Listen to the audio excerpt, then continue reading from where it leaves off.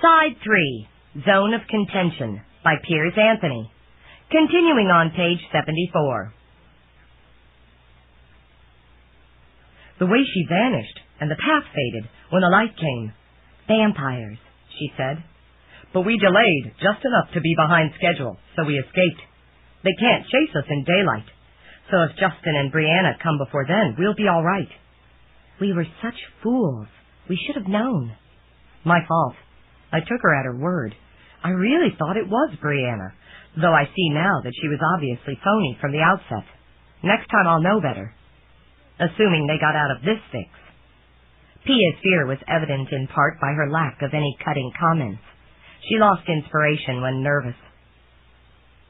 The island looked lovely, but Edsel did not trust that. He paddled around it, looking for anything suspicious.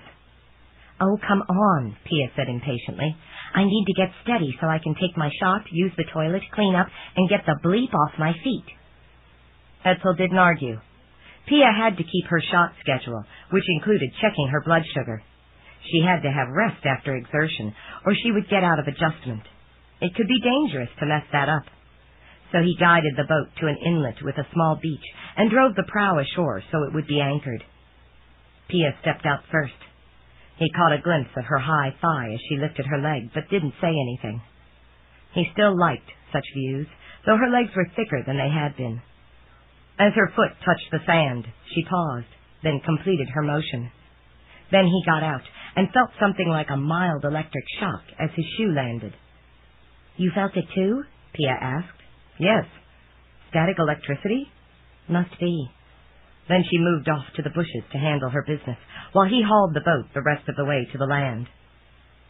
There was a cluster of what looked like stalks of straw sticking out of the ground. Edsel had a notion, so he picked one and bit on the end. Sure enough, it was a strawberry. "We have breakfast," he announced. "Good. I'm famished." He sat on the beach and chewed on the straw. He tried to conjure a solid illusion, but nothing happened. He tried again, and nothing happened again. Alarmed, he called to Pia. "How's your magic talent doing?" "I haven't thought of it since yesterday, when all it showed me was a walk along a wooded shore." Then she paused. "Oh, no! I just realized that it's this shore. I thought it looked familiar, but didn't place it before." "But that makes sense," he said. "You couldn't change that view, because it wasn't anything you were doing then that affected it. It was the spook in the night. If we'd said no to it, that would have changed our future." She emerged from the brush. "That's right. Sometimes you remind me what I saw in you." His cleverness in figuring things out, at least if they resembled computer programming in any way. His mind worked in flowcharts, this leading to that leading to the other, and the whole process leading to a feasible process of software. "But I was a bit late figuring this one out," he said ruefully. "I feel better anyway," she said, stopping to kiss him briefly. He liked that too. She had friendly little ways. Of course they didn't mean anything. They were just social manners. "Have a straw," he said, handing her one. She tried it. "Strawberry." Then she looked as if she had just swallowed a pun. "And I just walked into that one. I think I could almost get to like Xanth, if it weren't for the abysmal jokes." "They are more my speed," he agreed. "Not for decent folk, but about your talent. What do you see for tomorrow?" She concentrated. "Nothing. It's not working." "That's what I was afraid of. I think we've lost our talents." "Lost our... How could that happen?" "I can't be sure, but my guess is that static electricity shock we got. Maybe this island steals talents." "That's crazy." "So is Xanth." She nodded. Point made. She stretched. Another gesture he liked.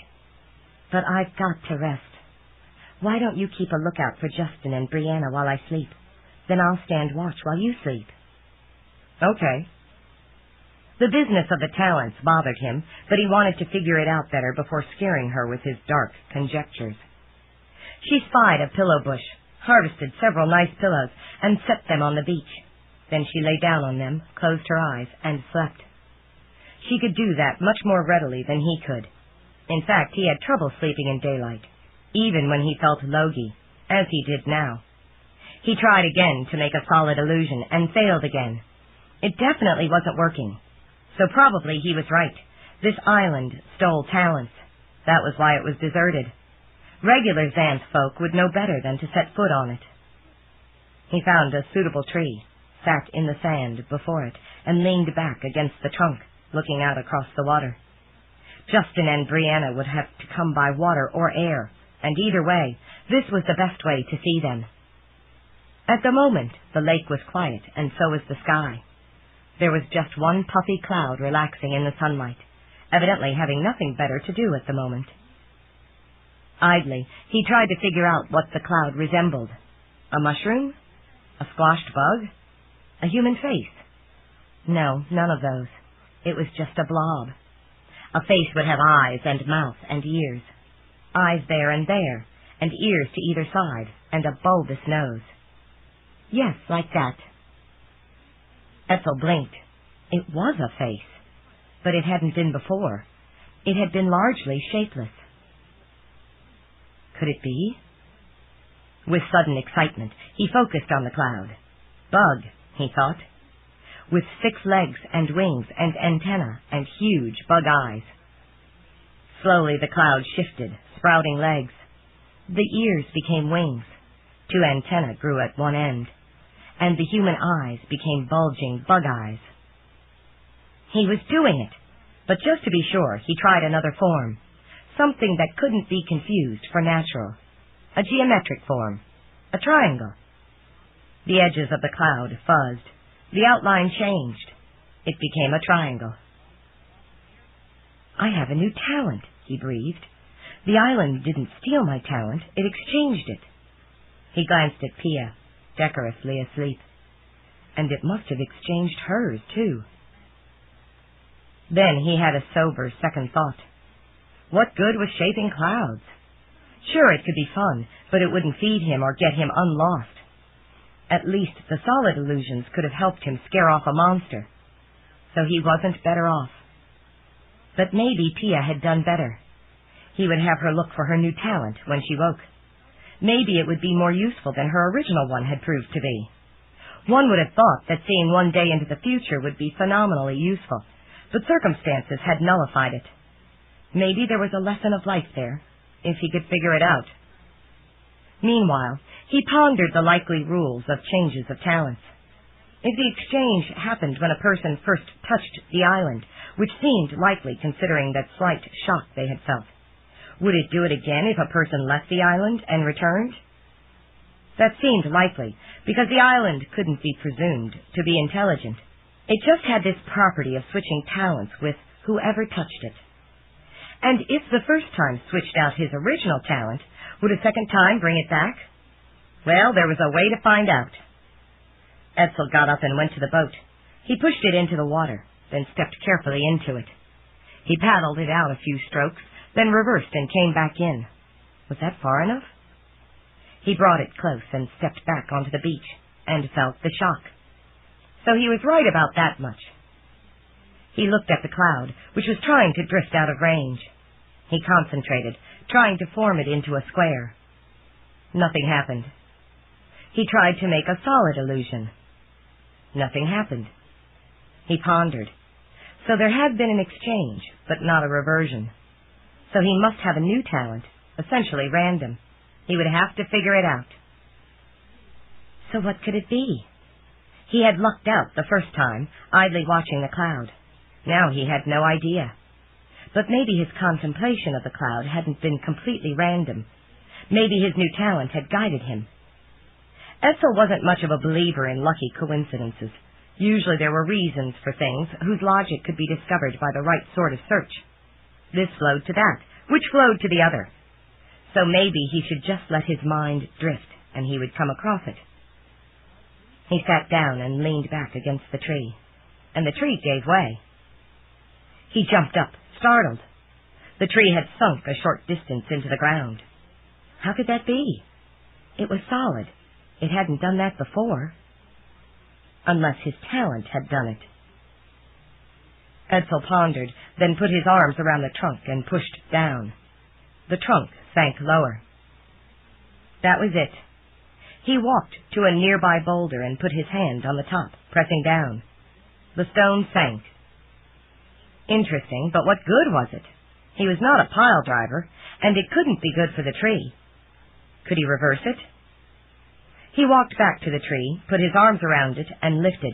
Nothing happened. So this was a one-way talent. "Sorry, tree," he said. "I didn't mean to do it. I didn't know my own strength." Then he walked to the boat, lifted one foot to step into it, and hesitated. Would he make it sink into the ground? He decided not to risk it. He nudged it onto the water, not ever pushing down. The water should keep it floating, as long as it didn't touch ground. He stepped in, and it didn't sink. So it was only when he pushed down with something other than his feet that the talent worked. That was a relief. He paddled out a stroke, then back to shore. He stepped out. There was the tingle. Good. He returned to the boulder and pressed down. It didn't budge. He looked up at the cloud, trying to shape it into a perfect circle. It ignored him and fled beyond the horizon. He tried to make a solid illusion. Nothing. Okay, he had a new talent. What was it? He returned to the tree and settled back against it, noting its solidity. The tree was now shorter than it had been, but still tall enough to reach the lower sky. So he hadn't done it too much harm. His mind scanned the scene and the universe. No notion of a talent came to him. He tried guessing and got nowhere. Could he stir up a dust devil in the sand? No. Could he turn the sun green? No. Could he conjure a mint plant? No. Could he make the sand slippery? No. Could he make a protective shield around himself? No. Could he become a super vacuum cleaner that sucked up everything? No, and he was getting a bit crazy. Suppose his new talent was something really specialized that couldn't be tested here and now, like making the evil cloud Fracto assume human form and walk on the ground. In that case, he would not be able to identify it now, so he might as well assume that it was not of that type, and keep looking. Could his talent apply to his mental ability, such as having a photographic memory? That would be great. But when he tried to remember what the scenery was like behind him without looking, he couldn't. So that wasn't it. Finally, he gave it up. He didn't know what his new talent was, so he couldn't use it, so it was useless to him. So he would just fetch another talent. He went to the boat, but as he shoved it into the water, his hand slipped and it drifted out of his reach. Bleep, he swore. He would have to splash after it. He stepped in the water, and his foot found firm lodging. Had he landed on a rock just under the surface? No, his foot was on the water. Could it be? He put his weight on it and set his other foot down. It too landed on solidity. He was walking on water. Now that could be a useful talent. He wouldn't need the boat anymore. He could even maybe carry Pia across a stream if she didn't weigh too much now. So he would keep this one. He caught the boat and shoved it back to land. Then he stepped back on the beach himself and felt the tingle. Oh no! He had lost the new talent already. Walking on water had counted as leaving the island, and so it had been exchanged. Bleep. He tested it, just to be sure. His foot sank into the water. What are you doing? Pia demanded behind him. He jumped, splashing himself worse. I was trying to walk on water, he said, shamefacedly. I've heard of arrogance, but this is extreme. I found out how to change talents. I was just able to walk on water, but I lost it. He went on to explain. She was interested. I can learn my talent by just relaxing and checking what occurs to me? Maybe. It worked for me, more or less. Brianna told me about twins she knew named More and Less. Morton and Lester, actually. They have a joint talent to turn into humanoid crossbreeds, more or less human. Like elves or ogres? I hope we don't have that talent. But you can try for others. No need to egg me on. She experimented. Nothing happened. I can't think of anything, she said, gesturing with the blue egg in her hand. Well, sometimes it just isn't obvious. Maybe we should just walk along the shore and see what occurs. As I foresaw us doing yesterday, she agreed. She glanced at the egg. What do I do with this? Where did you get it? I didn't get it, She stared at it. You conjured it, he exclaimed. You can conjure things. Maybe I can, she agreed, awed. I did think of an egg. You said, don't egg me on, he agreed. She concentrated. I want a pair of hiking boots, she said. Nothing happened. I want an ice cream sundae. Nothing. Try another egg, Etzel suggested. But I don't want another egg. A second egg appeared in her other hand. This one was green. That's it, Etzel said. You conjure eggs. That's all. Bleep. There wasn't even any underage person nearby, but now they were self-censoring themselves. But if you step off the island, you can exchange your talent for another. I'm game. She set down the eggs and he helped her get into the boat. I think all you need to do is get your feet off the land, he said. You don't have to go anywhere. She got out of the boat. As her foot touched the sand, she paused. I felt it. It's the exchange. Now, to see what you have. I hope it's more useful. She looked around. She concentrated. It's not summoning eggs, anyway. Right, and mine's not walking on water. She laughed. If you can walk on water, I can walk on air. She took several exaggerated steps. Etzel stared. She glanced down at him. What are you staring at? My legs? That too, he said faintly. Well, stop. I don't... Then she looked at her feet. They were half a foot above the ground. You are walking on air, he breathed. Get me down. He caught her around the waist and hauled her toward the sand. She seemed to have the buoyancy of a balloon and wasn't hard to bring down to the ground. Oh, I felt the tingle, she said. Because you left the island and returned, he said.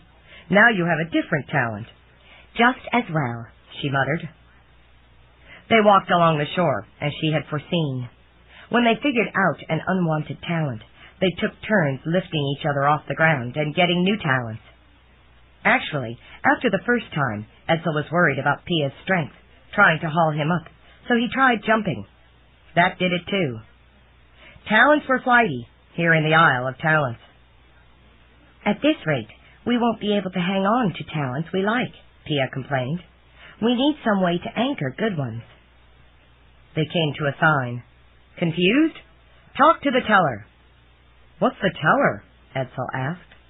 Here's something, Pia said. She picked up a small disc from a pedestal beside the sign. Maybe it's the teller, Etzel said. She held it up. Are you the teller? Yes, the disc said. Startled, she dropped it. Etzel picked it up. How do you work? I announce your talent. Etzel glanced at Pia. This could be useful. Then he addressed the teller again. What's my talent? There was a tingle in the hand holding the disc. To turn things transparent so that only their ideas show. Ideas? But the disc was silent. It seemed it didn't qualify its announcements. Pia took the disc. What's my talent? To become what is needed, while it is needed, when you know what is needed. I don't understand. But the disc was silent. This is nevertheless better than nothing, Etzel said. I suppose, she agreed doubtfully. But doesn't it seem rather, convenient that we should encounter this helpful sign and disc right when we needed them? You mean like a path to a tangle tree? Yes. Good point. Let's put it back. She set the disc back on its pedestal and they went on. I don't think I like becoming what is needed, Pia said. That might be a meal for a dragon, or a sex object for an ardent man.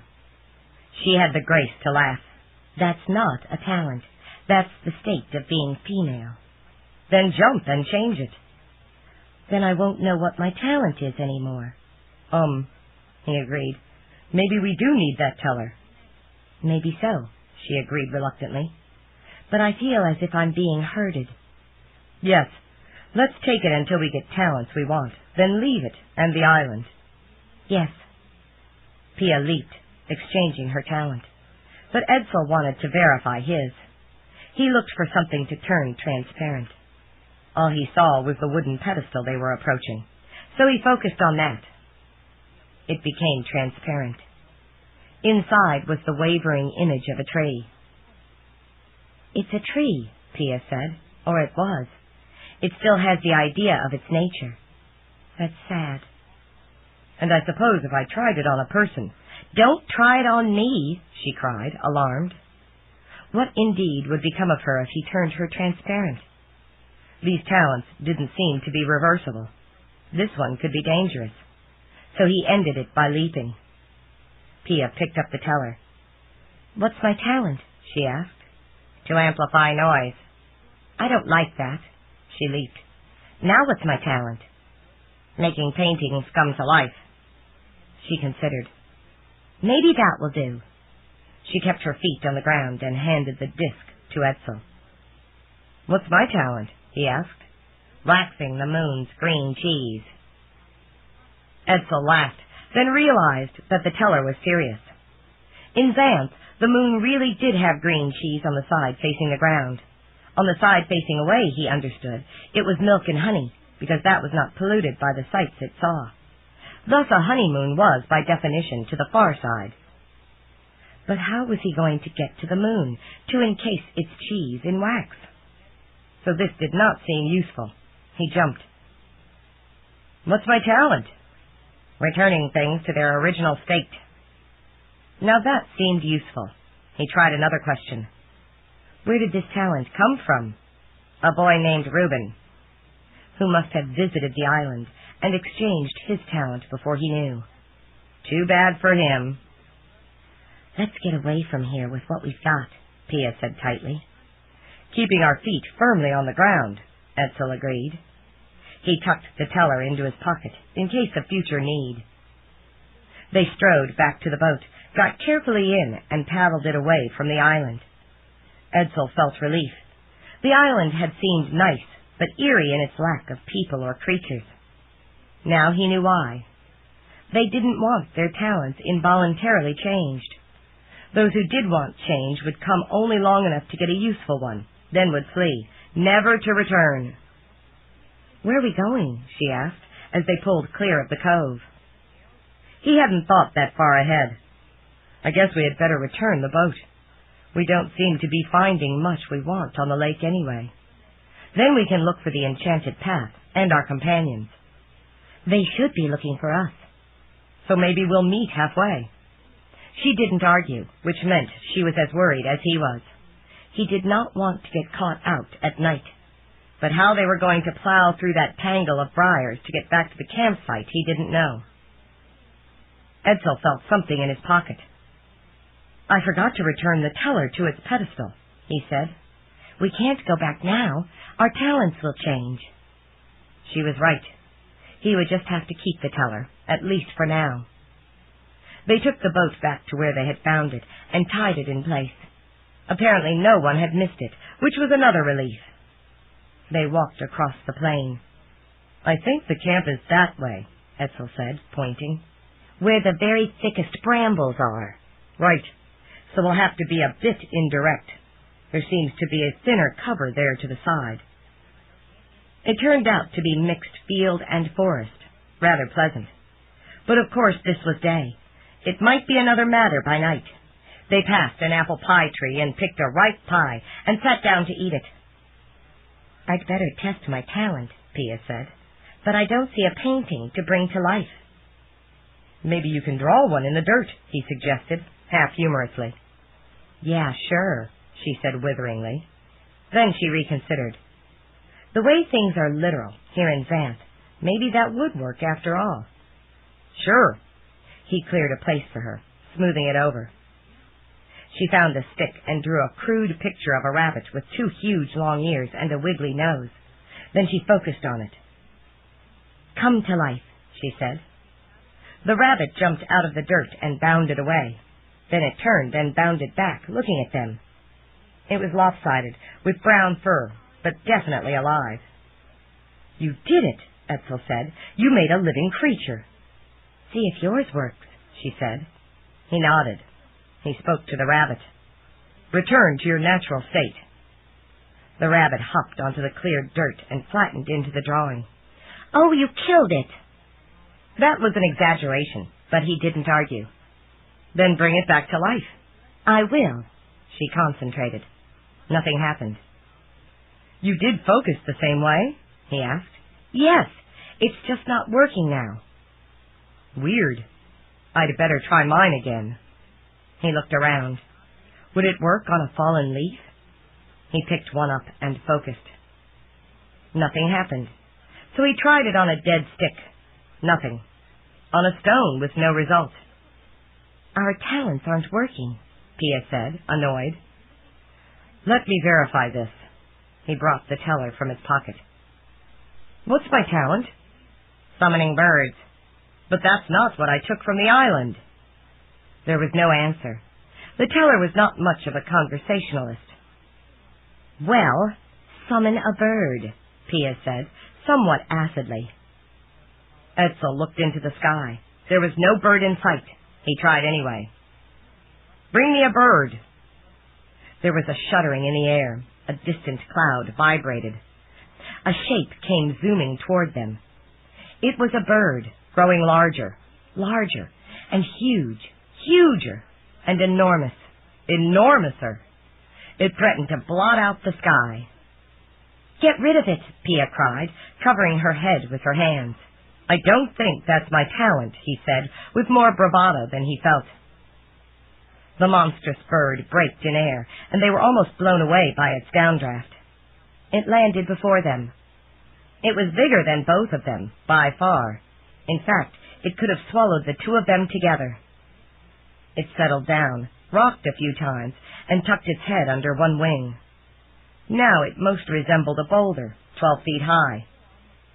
"It's a rock," Edsel said, catching on. "I summoned a rock." "A pet rock," she agreed, recovering. "A pet rock," he exclaimed, laughing.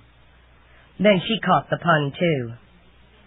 "I should have known that's the kind of bird you'd summon." Still, it was dauntingly big. "What say we just let it be?" he suggested, slowly standing and backing off. Agreed. They sidled away. The pet rock remained bird-napping. Apparently his talent had summoned it, but did not require that it remain with him. Once they were well clear of the big bird, he tried again, this time specifying a small bird. Nothing happened. His talent had fizzled. "Let me try it," Pia said, taking the teller from his hand. "What's my talent?" "Making things thicker or thinner." She glanced at a nearby tree. "Thinner," she said, touching the trunk with one finger. The tree shook and shrank. Suddenly it was half the thickness it had been. She went to another tree. "Thicker." Nothing happened. "We seem to be blessed with one-shot talents," Edsel said. "They change each time we use them. Fortunately, we have the teller, so we don't have to guess what the next one is." "That's the way it was on the island," she said, "but we haven't been jumping." "I guess the rule is different, off the island. But I don't like this. We can't ever be sure of our talents. If we didn't have the teller, we'd be mostly confused." "I'm mostly confused already," she said, but she made a quick smile. Edsel pondered. "Give me the teller. I want to see what I have, and maybe keep it until I need it." She handed him the teller, but then changed her mind. "Let me try it first. I don't summon dangerous birds." "That's just the luck of the draw. Anyway, it is what it is. I just need to find out." "No, I want to find out." They were both tugging on the teller. "Okay," he said, compromising. "Let's both ask. 1, 2, 3. "What's my talent?" they asked together. "Making a wish come true," the teller said. "But that's only one talent," Pia said. "Mine or his?" There was no answer. The teller was good at that. "This is simple to resolve. Edsel said. We can each make a wish and see which one is granted. Do we have to wish out loud? I don't know. Let's try silent, and if that doesn't work, we'll try aloud. They each concentrated. Edsel's lemon motorcycle appeared, parked before him. He had gotten his wish. He turned to Pia and paused. She had changed. Her clothing had become ill-fitting, but she looked much better than she had. She turned and saw him looking. I wished for my 16-year-old figure back, she said, adjusting her apparel. They had both gotten their wishes. Belatedly, he realized what that meant. You could have wished we'd find our companions. Her eye caught the lemon. And you could have wished for something useful. I did wish for something useful. We can ride the bike instead of walking. On what highway? He studied the landscape with new misgiving. It was bumpy and clogged with brush. They could walk through it, but the motorcycle would be constantly balked. Maybe there's a clearer area ahead, he said lamely. And maybe a gas station? Fuel. How would he fill the tank? He hadn't been thinking sensibly at all. Still, Pia had wasted her wish, too. He was about to say something cutting, but looked at her figure and stifled it. She was stunning. Maybe something will turn up, he said. He went to the lemon, checked it, and found it complete. He got on it and cranked on the motor. It roared into life, but he had nowhere to go. This wasn't an off-trail bike, and in any event, this terrain wasn't good for any wheeled vehicle. He killed the motor and got off. But he couldn't just leave the lemon there, so he took it by the handlebars and pushed it forward. It was heavy, but he could handle it, and the rolling weight wasn't bad on approximately level ground. So have we used up our talents? Pia asked. Must have. He took the teller. What's my talent? Bringing statues to life. But there's no statue here. There was, as usual, no answer. Maybe you can make one, Pia suggested, the way I drew my picture. Good idea. He parked the bike, took out his penknife, lifted a stick, and carved it into a crude man form. Come to life, he said. The form moved, but it couldn't say anything because he hadn't carved a mouth. He had wasted another talent. My turn, Pia said, taking the teller from his hand. What's my talent? Glaring daggers. It's got you pegged, Edsel exclaimed. She glared. A dagger shot from her eye and just missed his ear. He ducked, alarmed, and the other daggers missed by greater margins. Damn the literal nature of Xanth. He grabbed the teller. What's my talent? Controlling the emotions of others. Make Pia happy, he cried. You fool, she laughed happily. You just wasted another talent you should have saved for a mean monster. She was right. He had once again acted without thinking. She couldn't be mad at him because he had made her happy, but the damage was done. He handed the teller to her. Find out yours and use it sensibly. I will. She oriented on the disc. What's my talent? Summoning a friend. She smiled. Brianna. A figure appeared in the distance. Pia, is that you? Here, Pia called happily. Brianna hurried up, followed by Justin. We've been looking all over for you. We tried to follow your trail, but there wasn't much. Are you all right? I am now. You know the way back to the enchanted path, right? For sure. Brianna paused. Pia, you look terrific. What happened? I got my 16-year-old figure back. I'm your age now. And twice as sexy, Brianna agreed admiringly. Oh, I wouldn't say that, Justin demurred. Why not? Edsel asked. But the man averted his gaze, embarrassed. Oh, yes, holding hands. We are certainly glad to see you, Pia said cheerfully. We were lost. Justin looked at the motorcycle. What is that thing? That's my old lemon, Edsel said, with mixed feelings. I must say I never saw a lemon or any other fruit like that. That's its brand name. It was branded? This wasn't getting far. It's a mundane machine. I got it for a wish, but I can't use it here. In Mundania, it could carry 2 people rapidly, a long way. Oh, Justin said, clearly not understanding. Let's get moving towards safety, Pia said joyfully. We can explain everything as we go.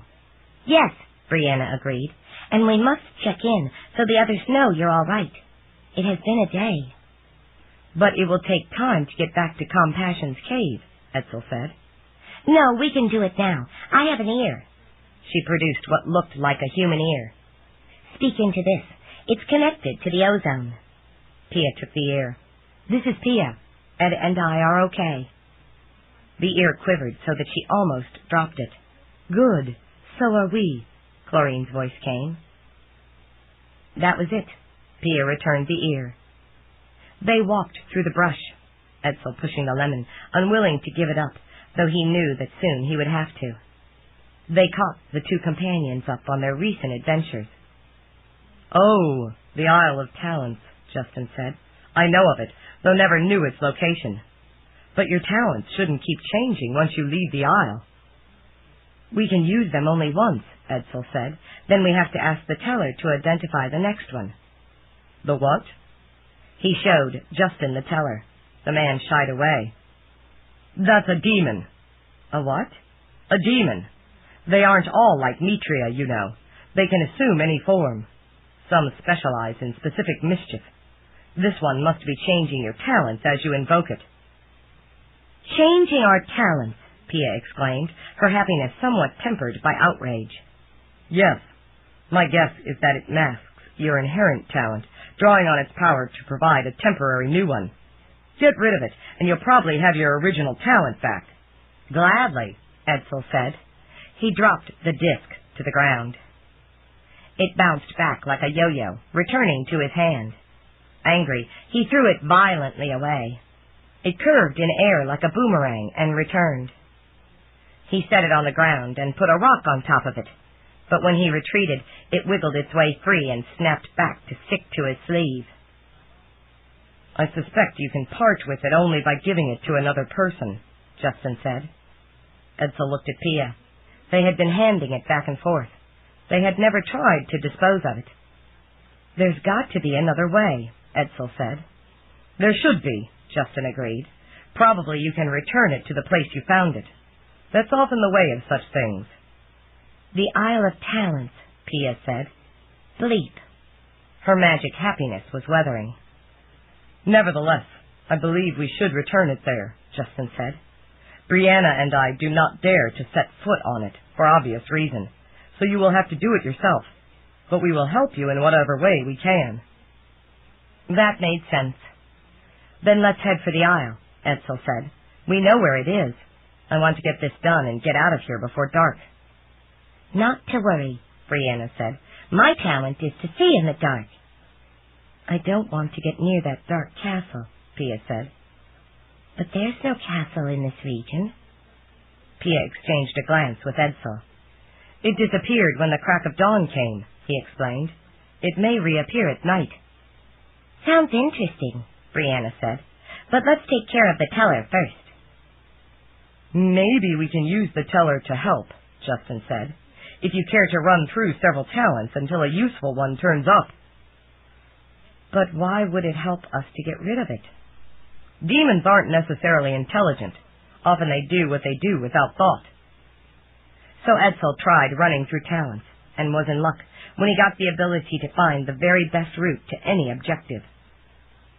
What's the best route to the boat? He asked. That isn't right, Justin said. You did not define the boat. Any boat will do, dear, Brianna said. Not the censor ship. For sure, she agreed. But he's already invoked it, so we'll just have to see. This way, Edsel said with certainty, facing the thickest brush. Toward the boat, in a small meander. A small meander, Pia said, but didn't protest, because the talents did seem to work. They turned and cut through the brush toward the place where the boat was, as none of them cared to risk swimming in the lake. They found a path and followed it. That made pushing the lemon much easier. But the path led straight to a tangle tree. We should have known, Brianna said. You can't trust wilderness paths. But my talent indicates this is the best, Edsel said, perplexed. What's that caught in its tentacles? Pia asked. Brianna peered. That's Para, she cried. The duck-footed boat. A what? Edsel asked. We met it by the Isle of Women last year, Brianna said. It was traveling between a pair of docks. It's really nice. We've got to save it. Edsel appreciated the pun. Pair of docks equals paradox. But what good is a boat with feet? You'll see. This is the boat your talent led you to, and it's much better than the other. How can we rescue it? Perhaps we can arrange an exchange, Justin said. Edsel laughed. How about my lemon for the boat? We can try, Justin said doubtfully. Pia helped Edsel move the lemon into position just beyond the range of the tangled tree's tentacles. Then he stood to the side while she sat on it and smiled. Pretty girls made anything saleable, and she was excruciatingly pretty now. Tangle tree, Edsel said. Would you like to trade this for that? He gestured to the lemon, then to the tangled boat. The tree considered. Edsel could tell by the way its tentacles twitched. Then it released the boat. The boat promptly got its dozen or so feet under it and ran away from the tree. Para! Brianna cried. The boat ran to her, and she hugged its wooden prow. I'm so glad we found you in time. The boat was evidently glad, too. It curled its webbed feet and quivered. However, Justin said to it, we feel that one favor deserves another. We have rescued you. Will you transport us? The boat slapped a foot against the ground and stood still. That seemed to be agreement. Meanwhile, Edsel wheeled the lemon toward the tangle tree. Here's your bike, he said sadly, though I'm not sure what use you will have for it. The tentacles shook. Retreat, Justin called. The tree is angry. Edsel quickly backed off. What's the problem? We made a deal. I think I understand, Justin said. There may have been a misunderstanding. The tree thought you meant Pia. Oops. Pia had sat on the bike, decorating it, as he gestured to it. The tree would not have had much experience with mundane marketing techniques. But I'm not about to be going to go get gobbled by that monster, Pia protested. Then it appears we are reneging on the understanding, Justin said. That is not good policy. For sure, Brianna agreed. We've got to work something out. Edsel had a notion. Suppose Pia uses a teller to get a talent that will protect her from the tree, so it can't eat her. I don't want to stay forever in its tangles either, Pia protested. Still, she took the teller. What's my talent? Hearing anything close by. She cocked her head. I hear bugs talking to each other through their antennae, she said, but that won't help me. What's my talent? To be ineffably charming. That won't help me either. Wait, Justin said. It might, after all, help. If your talent is to be charming beyond the capacity of mere words to express, perhaps you could charm the tree into accepting the machine. Pia considered. Would I have to get within its reach? I regret that you probably would, as the full measure of your charm is incapable of being verbalized. No, she could just let it look at her, Brianna said. That's not words. Perhaps so, Justin agreed doubtfully. Well, I'll try it, Pia said, just as dubious. She stepped close to Edsel and the lemon and struck a pose. It was a charming pose. Tangler, she said dulcetly. May I call you that? I was just the decoration for the motorcycle, not the offering. It was a misunderstanding. But you know, that machine is as useful to you as the clack-footed boat. I mean, you can't eat either one. But there's nothing else in Xanth like the lemon, so maybe it would be a tourist attraction or something. So maybe it's a fair deal after all. Doesn't that make sense to you? She smiled winningly. Edsel stared. Pia had always been able to turn on the charm when she wanted to, but this was more so than she had ever been before. It wasn't just that she was lovely in her 16-year-old perfect body. There was an intangible aura about her that made her ultimately winsome and sweet. Justin and Brianna felt it too. He could see them watching as avidly as he was. The magic was truly working. She could charm tears from a stone. The tangle tree was feeling it as well. Its tentacles were quivering, their tips curling and uncurling. And such a big, strong, handsome tree as you can surely afford to be generous, Pia continued. She adjusted her pose to show more thigh. Etzel wasn't sure that was smart, as it might just make the tree hungry, but he didn't dare interfere. You wouldn't want to gobble up poor little me, would you? The tentacles twisted in denial. How could they do that awful thing? Because I know that deep down inside your vegetable heart, you're really a nice creature. She stepped forward and took hold of the end of a tentacle. Won't you make the deal and take the lemon, and let me leave with my sincere appreciation? She lifted the tentacle to her face and kissed it. The whole tree quivered and turned vaguely pink. Etzel acted on cue and wheeled the lemon forward. Several tentacles reached out to take hold of it, and Etzel retreated.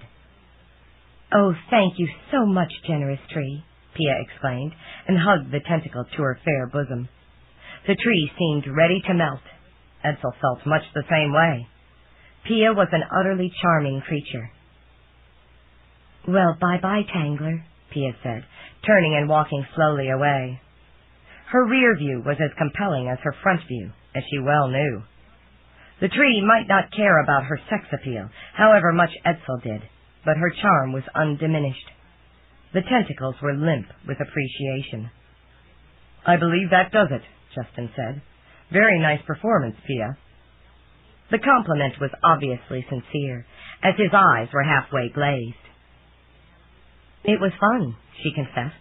Now let's get the bleep out of here. For sure, Brianna agreed. They climbed into the boat. Etzel realized that the charm was fading. Pia had used up the talent. But she remained a lovely creature. How he hoped that this adventure in the land of Xanth would somehow persuade her to reconcile the marriage. He got into the boat. The duck feet got moving, carrying the boat and them along. He looked back to see the lemon disappearing into the green mass of foliage. At least it had turned out to be useful. 5. Coventry.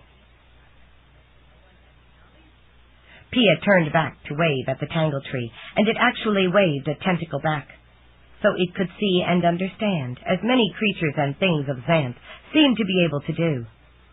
She rather liked that. It was a considerable contrast to Mundania's perversity of the inanimate.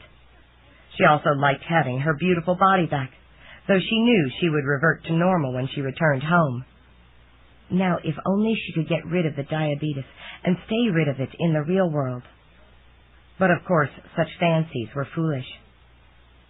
Meanwhile, Para, the duck-footed boat, was transporting them to the Isle of Talents. The feet enabled it to cruise over land and water without pause. It seemed to be floating on land.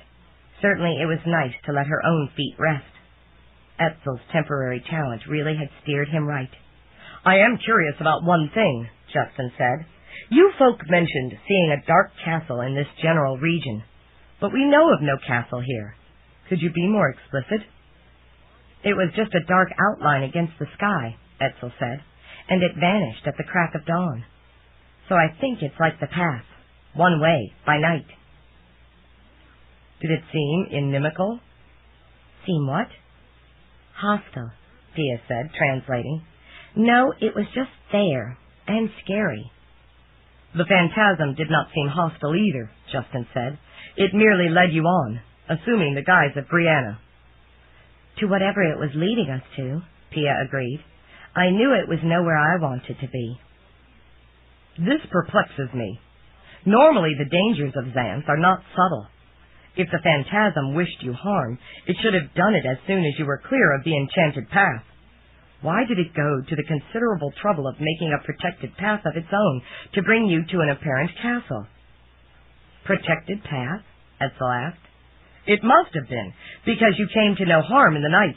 There are many dangers in the dark. Oh, I don't know about that, Brianna demurred. I like the dark. That is because your own talent is to see in darkness, dear girl, Justin said fondly. So you can go about by night as readily as by day. But normal folks can't see well in darkness, so it is both more frightening and more dangerous for them. Are you implying that I'm not normal? Brianna demanded archly. Pia noted that she was flirting, but could use some tips about how to do it better. Dear girl, you will never be normal, Justin said gallantly. You are uniquely endowed. Endowed, Brianna echoed. As in holding hands? Justin spluttered. She had scored on an awkward memory. Pia wondered how that scene had worked out.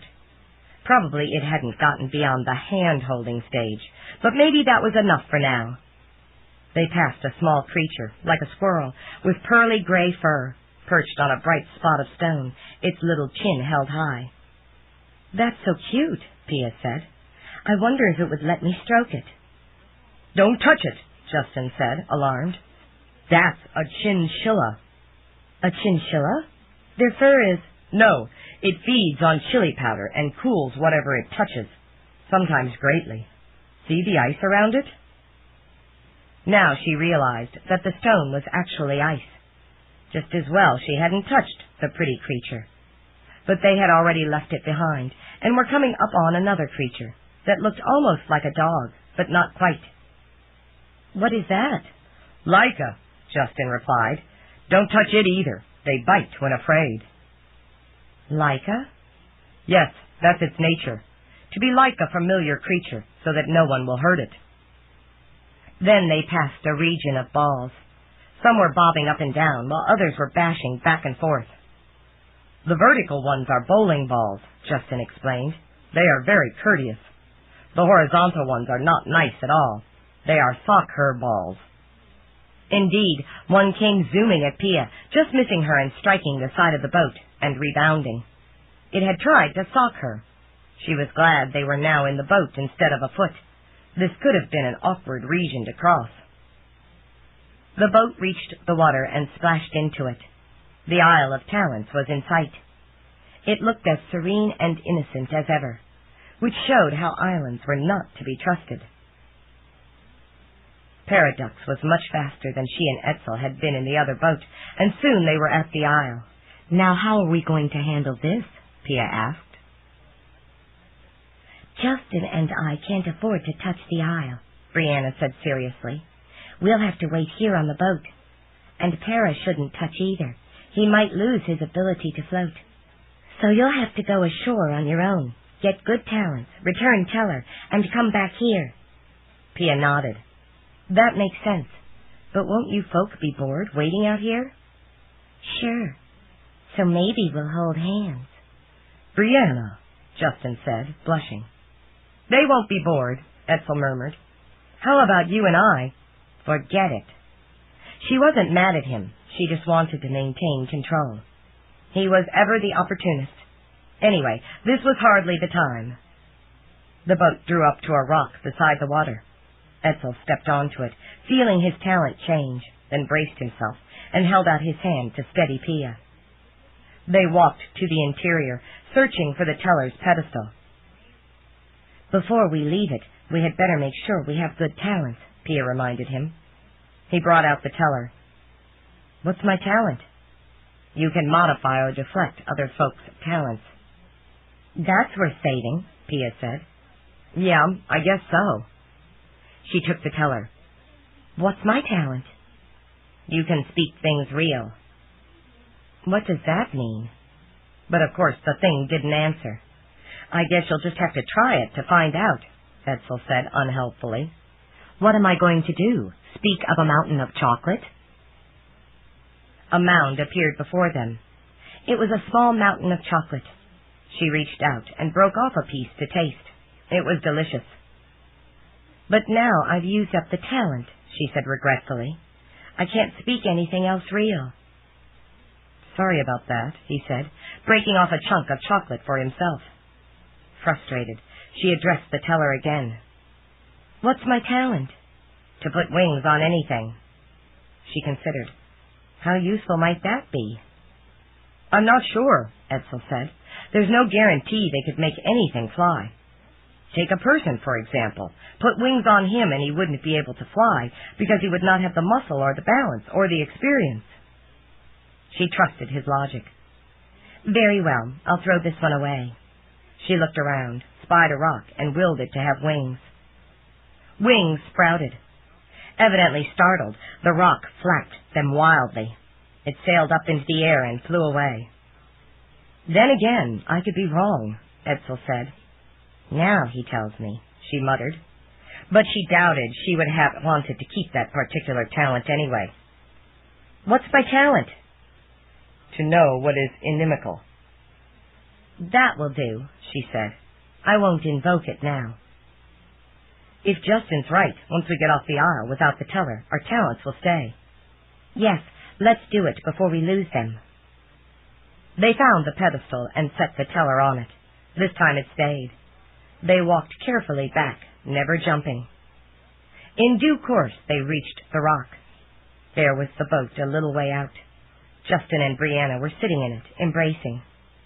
Actually, she seemed to be sitting on his lap, and one of each of their hands was out of sight. They are making progress, Pia murmured. For sure, he agreed, smiling. That little girl could hold my hand any time. Oh? Pia inquired dangerously. Look, Pia, you said we should be dating out. Of course I wouldn't touch Brianna, because she belongs to Justin. But someone else, he shrugged. He had a point. If they were going to divorce, they needed to be trying other relationships. Sorry, you're right. You can hold hands with someone else. How about a nude nymph? He was testing her. If you can catch her, you can have her. She masked it, but he had succeeded in making her faintly uneasy. He had always been faithful to her, and it wasn't comfortable to give him leave to be otherwise. They waved to the boat, and it paddled in. Pia braced against Edsel and stepped in first, then he followed. The boat moved out. So what talents do you two have? Brianna asked eagerly. Knowing what's inimical, Pia said. Modifying or deflecting other talents, Edsel said. These are useful talents, Justin said. You should have seen the one that got away, Pia said. I made a mountain of chocolate. And you left it behind? Brianna wailed. Not entirely, Edsel said, producing a big chunk. Brianna took it. I love chocolate, especially black chocolate. She broke off a section. She has a fondness for all things black, Justin remarked. He glanced at her. So do I now. Brianna looked at him. So does that mean you want me or the chocolate? Both are surely delicious. She nodded. Correct answer.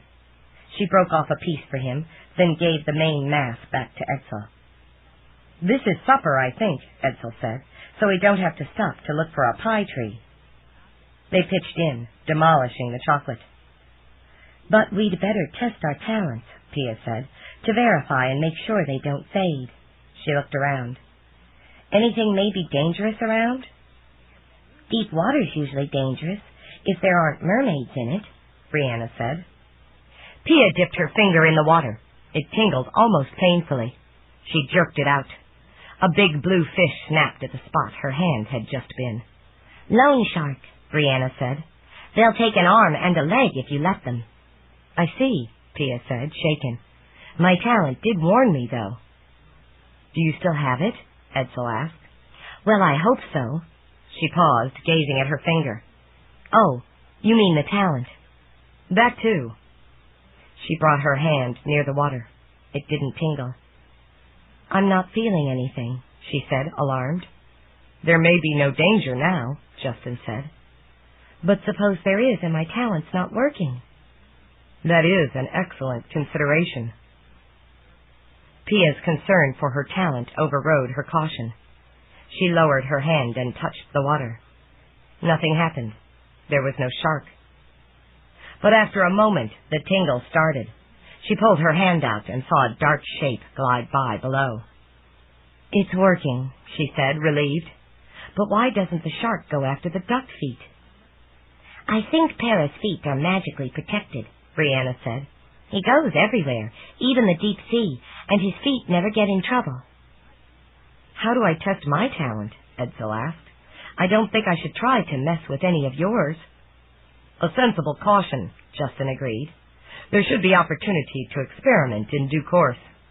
So let's get the bleep on back to the enchanted path, Pia said. I want to be able to relax. Justin frowned. It is now nearing dusk. Even with this fine transportation, it will require several hours to pick our way through the jungle, and it will not be safe at night. We would do better to find a place to camp and make the return trip by daylight. I like traveling by night, Brianna said. You are competent by night, he said, in more than one sense. But we others are not. We would blunder and bring danger on our heads. She nodded. Sometimes I miss my days of solitary wandering. Okay, let's find somewhere safe to camp. I have an idea, Justin said. However, you may not agree. Brianna shot 2 glances at Pia and Edsel. He's usually not fooling when he says something like that. We'd better hear it, though, Pia said, curious. We could explore that dark castle. Pia felt a shock. You're right. I don't like it. What's your reason? Brianna asked him. The phantom who led the 2 of them astray did not try to hurt them. The path did not lead to a tangle tree or dragon's lair. This suggests that the intention was not necessarily inimical. And we can check inimical, Pia said, catching on. Yes, it might be that there is something of interest to us at the end of that path. With our collected talents, we could try it, Brianna said, and back off in a hurry if it looks bad. But the castle's gone, Edsel said. It should reappear at the crack of night, Justin said. Edsel shrugged. If it does, let's try it.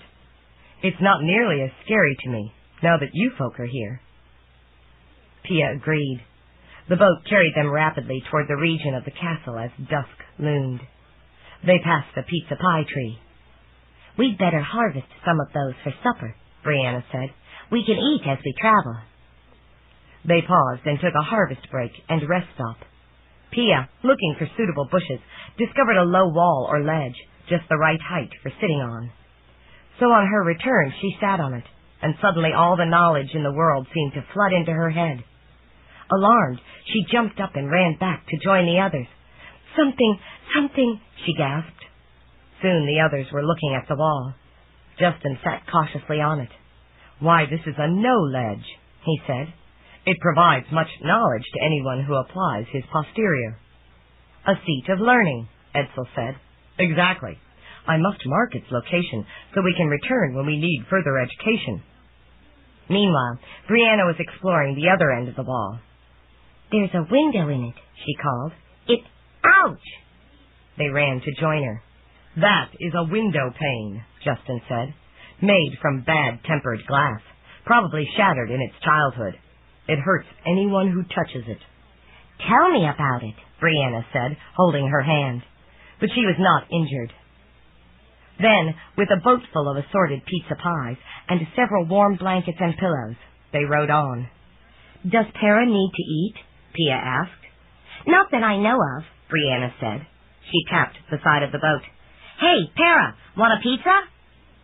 There was no response, other than a slight weaving from side to side. That seemed to be an answer. As the sky cracked closed, shutting out the light, the castle reappeared. There it is, Pia said, perversely glad to be vindicated. There's the glow marking the path, too. Is the path inimical? Justin asked. Pia reached out toward it. No, if my talent is working. The boat got on the path and turned toward the castle. Soon the structure loomed large. It was on the top of a low hill, with a tiled stone avenue leading up to it. Got to be illusion, Brianna decided. Nothing solid could disappear so quickly. But why would anyone go to the trouble? Pia asked. That's what makes us curious, Brianna said. It's too much trouble just to gobble someone. Beware, Justin said. Those tiles are gobblestones. I hope that's meant to be funny, Pia said nervously. The boat halted at the edge of the tiled surface. Duck feet didn't want to be gobbled either. No, that is really their type, but they do not seem to be active at the moment. Does your talent indicate malignancy? No, but I'm not quite sure my talent is working.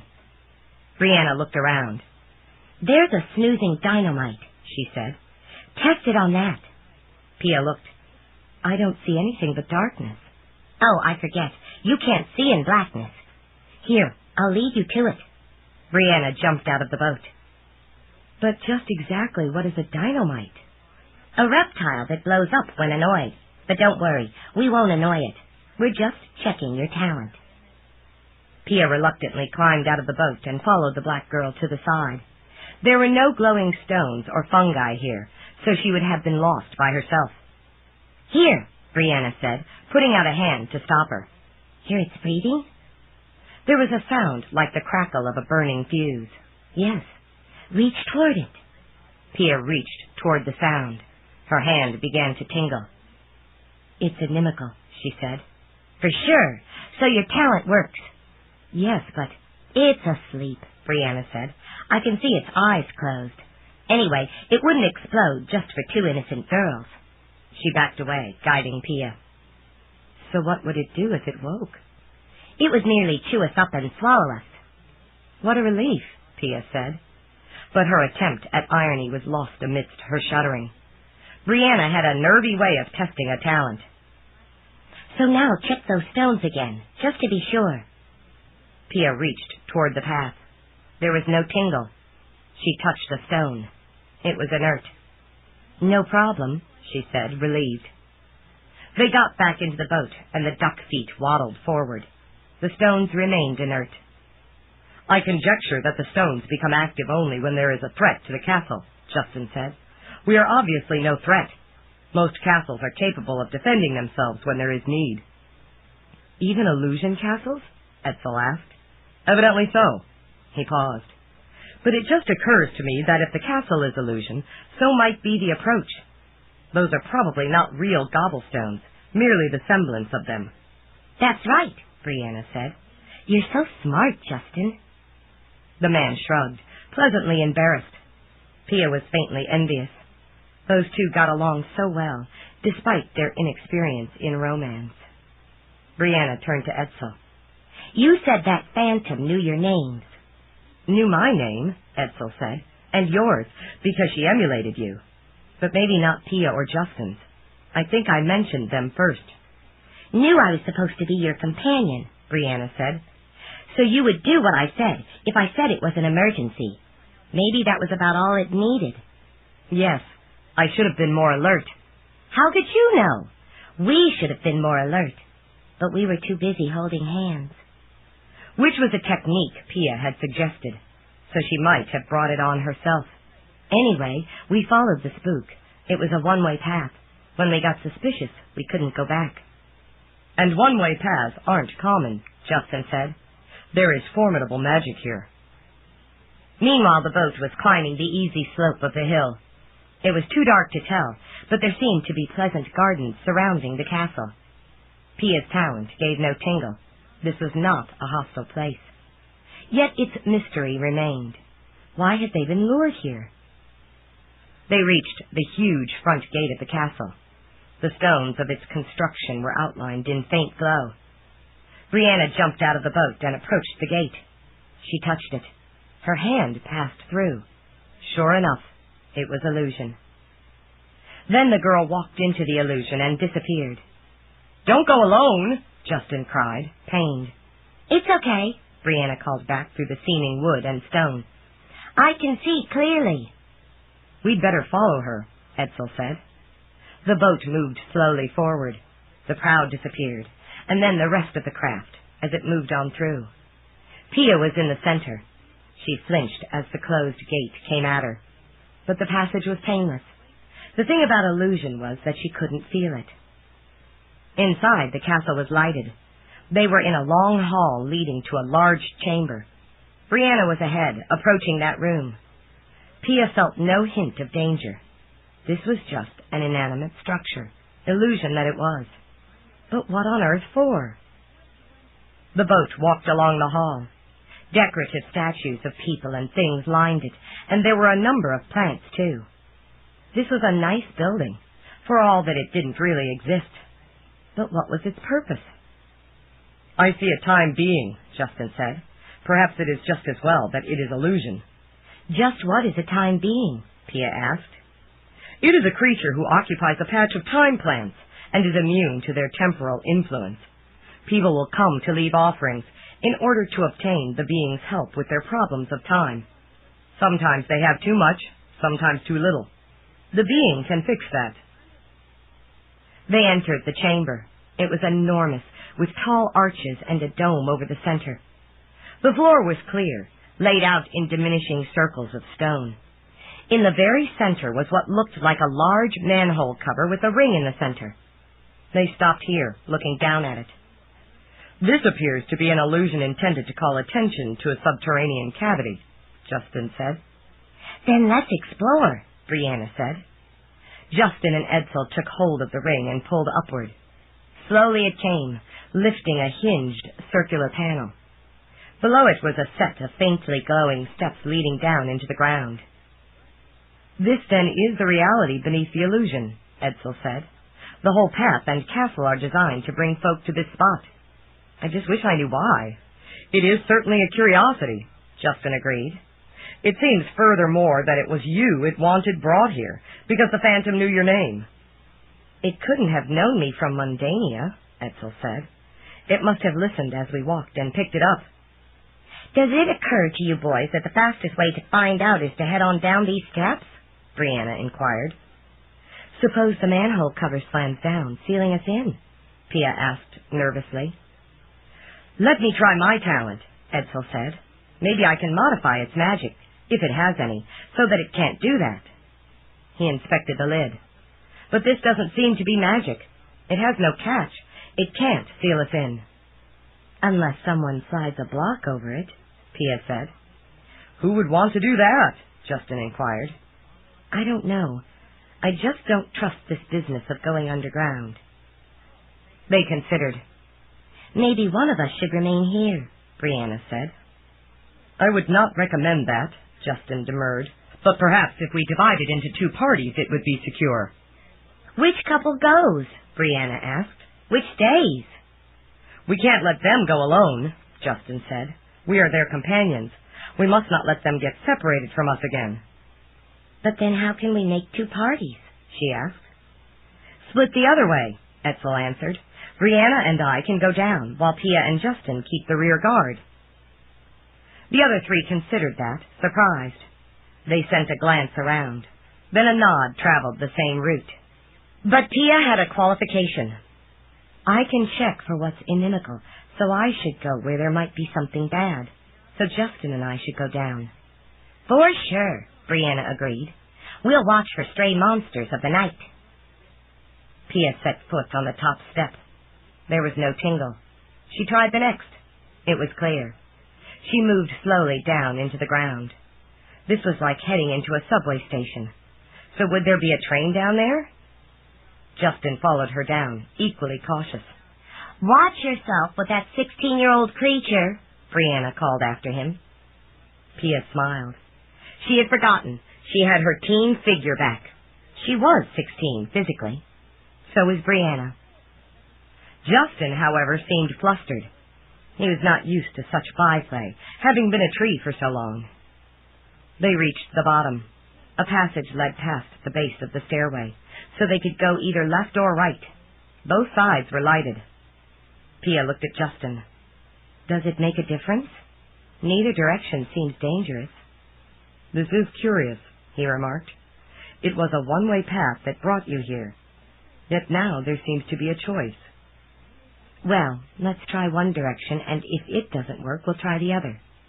That seems sensible, he agreed. They bore left. The passage widened, forming an alcove. In it was a picture or a display. It showed mountains covered in ice. There are icy mountains in Xanth? Pia asked, intrigued. There are, Justin agreed. I am not clear which range this would be, but the scene has an aspect of authenticity. She peered more closely. There's something about this scene. I thought it was a painting, but it seems three-dimensional. It must be a model rather than just paint, like a museum exhibit. A museum? That's a place where things are shown, often in naturalistic settings, so the people can see them without having to travel to the ends of the world. But what's a museum-type setting doing here under an illusion castle? This perplexes me also. I must confess I am having difficulty making sense of any of this. Pia poked a finger at the scene. She touched the nearest mountain, and her finger passed through it. It's illusion, she exclaimed. Why, so it is, he agreed. No wonder it is so realistic. I had assumed that the illusion stopped at the surface of the ground. This is weird. It certainly seems to be here for us to see. But what's the point? I confess the point eludes me. Let's go on. I sort of like mysteries, so long as they're not dangerous. They walked on along the gently curving hall. Soon it formed another alcove with another scene. This was of the mountains again, but now much of the ice and snow was gone. A river coursed away into the distance. Pia touched it. This, too, was illusion, but it was also fine art. Whoever made this really knew how to make a scene, she said. I agree. I have a certain appreciation for nature, having been a natural creature for much of my life. This is extremely well crafted. We are all natural creatures, Pia said. Why, that is true, he agreed, surprised. I meant to say... I know what you meant to say, and I agree. This person really knows his stuff. Indubitably. Pia discovered that she was getting to like this archaic man. He was a gentleman in the classic sense. They moved on and came to a third exhibit. This was of a lowlands scene, with rolling hills and valleys. It was largely forested, with many odd trees. What are those? She asked, pointing to several grossly fat-trunked growths. Beer barrel trees. Their trunks contain beer. They are rather popular in some circles. You mean people get drunk in Xanth? She asked, surprised. Some do. I confess I do not understand what they see in such activity. You never drink? I drink water, of course, or one of the myriad flavors of soda from Lake Soda Pop, or milk, or boot rear, or similar. But I would not care for an intoxicant. Me neither, she said. Actually, she had had her flings back when she had really been 16, but it had complicated her diabetes, and she had learned better. That goes double for boys. I won't go near one who's drinking, because he's sure to get ideas. Ideas? Of what nature? Of a sexual nature. Oh. He seemed embarrassed. Lovely man. Then she saw a small figure half hidden behind one of the fat trees. Oh, look, she exclaimed, delighted. It seems to be a little man or an elf or fairy. He peered more closely. No, I think none of these. I don't believe I recognize the type. It's a leprechaun, Pia said. Really? I have never seen one before. Maybe they are confined to this particular forest in Xanth. Their range is very limited in Mundania, too. To Ireland, I think. Ireland? Are they bad-tempered? No, just very shy. They walked on to the next exhibit. The scene was the same as the prior one, except that there were some ponds in the low sections. Pia looked at Justin. Does this mean anything to you? The exhibit is very nicely done, but apart from that, I see no special significance. Perhaps this is after a heavy rainfall. They moved on to the next exhibit in the gallery. This was the same scene, but with several of the ponds linking into a lake. It was an attractive view, but some trees were being overtaken by the water. The bases of their trunks were covered. The leprechaun was back and looking worried. I guess I'm not one to make judgments, Pia said, but maybe this is too much of a good thing. I mean, ponds and lakes are fine, but this was regular land. I agree. It is painful for me to see trees suffer. The next scene showed a still larger lake, and several of the trees were dead. If this is meant to be uplifting, Justin said, it is not so for me. Let's move on. They did so, and came to the steps, to the surface. "We have completed a circuit," Justin said, amazed. "I was so taken with the exhibits that I didn't realize." Me neither. So it's one big loop, 6 illusion pictures of 2 scenes, and that's it. "I fear I still do not understand the rationale." Pia agreed. "Maybe I'm too bleeping suspicious, but I can't believe that this is all there is. Do you think it's a test or something?" "A test?" he asked blankly. "To find out just how smart we are. See if we have the wit to figure out the real situation." "I suppose that could be the case. I confess feeling rather unintelligent at this stage." Pia realized that Edsel probably could have figured it out. He was good at puzzles. She wanted to prove that she could figure out something on her own before appealing to him for help. "There must be something we're missing. We have to prove we're smart enough to figure it out." "This may indeed be a challenge, but my mind is not apt at such riddles." "Let's see." We made a loop and saw 6 exhibits. They're in a big circle. Could there be something inside that circle? "That seems to be a fair possibility, but I saw no access to it." "Right. No tunnels going anywhere. Just those illusion pictures." Then she had a bright idea, and was amazed to see a light bulb form and flash, about 2 feet before and above her face. "You have a bright notion," Justin said. "Yes," she said, recovering from her surprise. "These pictures are illusion, right? So they're not solid. There could be something behind them." "Behind them? I should think merely the wall." "How do we know? There could be another passage. We wouldn't see it because it would be covered by the illusion." "Why, I believe you are correct. It is certainly possible." "So let's go look." She forged on toward the first of the exhibits. Justin followed. "Actually, there could be other passages from this one covered by illusion, but your notion is certainly viable." They reached the snowy mountain view. Pia reached into it. The snow wasn't cold. There was no sensation, and no tingle of danger. She lifted a foot and stepped into it. As her head entered the illusion, she became blind. There was nothing but fog in view. She backed out, and the passage reappeared. "I'm not Brianna. I can't see in the dark. That scares me. I mean, suppose there's a pit and a pendulum." "A pendulum?" "Never mind. What I mean is that there could be something dangerous in there. Maybe not inimical, but not good to go into blind, like a drop-off. Because folk aren't expected to walk through the illusions. Anyway, it makes me distinctly nervous." "A sobering prospect," Justin agreed. "It may be unfortunate we lack a rope, so that we could protect ourselves from a possible fall." "Yes."